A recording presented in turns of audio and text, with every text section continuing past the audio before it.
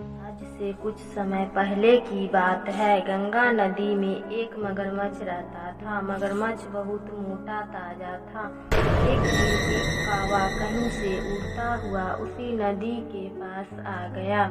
मगरमच्छ को देखकर सोचा, अरे वाह, कितना मोटा ताजा मगरमच्छ है, इसका मांस तो बड़े ही स्वादिष्ट होंगे। और कौवा मगरमच्छ को मारने की तरकीब सोचने लगा। एक दिन कौवा मगरमच्छ के पास जाके कहता है, मगरमच्छ भाई, क्या तुम्हें पता है कि ये नदी का पानी जल्द ही सूखने वाली है? कौवा भाई, क्या तुम सच कह रहे हो? मगर तुम्हें कैसे पता कि नदी का पानी सूखने वाली है? मैंने ज्योति को बात करते सुना है, और तुम्हें तो पता ही होगा कि ज्योति कभी झूठ नहीं बोलते।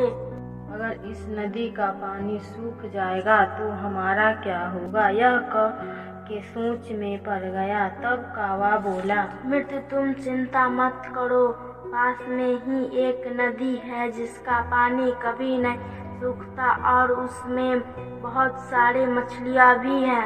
मगरमच्छ कौवा की बातों में आ गया और जाने के लिए तैयार हो गया। अगले दिन सुबह होते ही दोनों निकल पड़े। सुबह से शाम हो गई। मगरमच्छ चलते चलते थक गया था। कौवा भाई, अब मैं थक गया हूँ, आखिर वो नदी कब आएगी?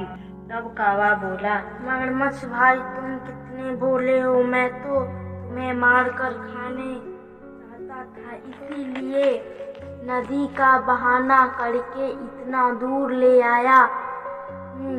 अब तुम यहाँ से जा भी नहीं सकते, रास्ता तो तुम्हें मालूम ही नहीं है। कौवा की बात सुन के मगरमच्छ घबरा गया और बोला, मैंने तो तुम्हें अपना मित्र समझकर तुझ पर भरोसा किया था और तुमने हमें धोखा दिया। कैसे?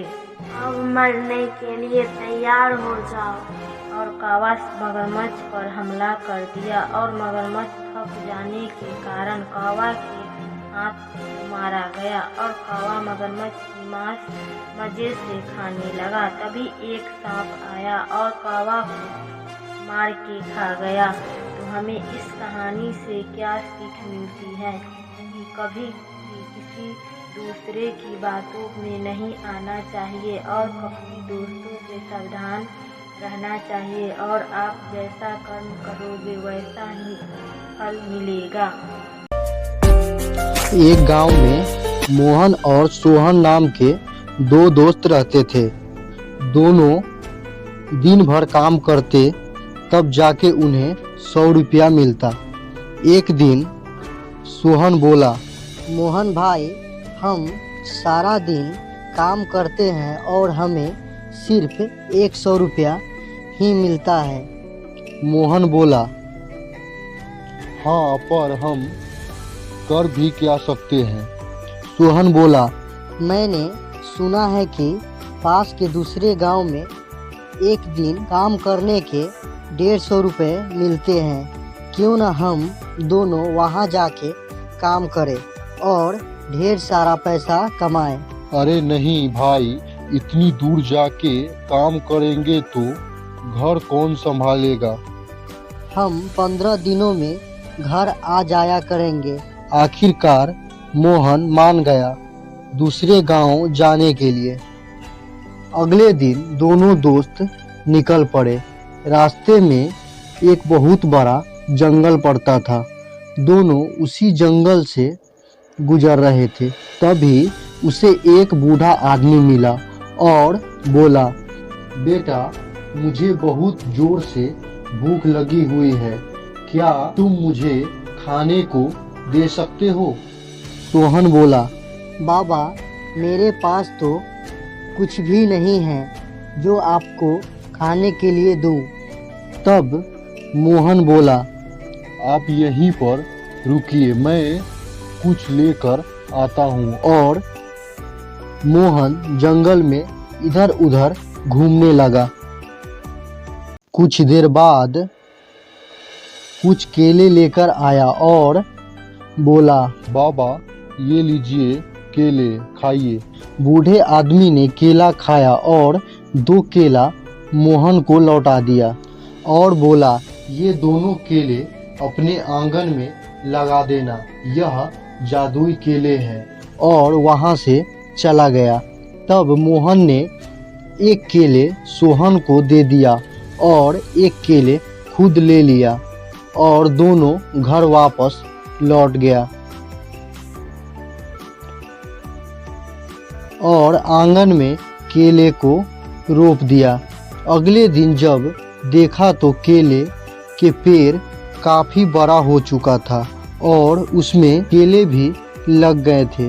दोनों दोस्त केले को ले जाके बाजार में बेच देते और जैसे ही वापस आते तो केला फिर से पेड़ में लगा रहता था।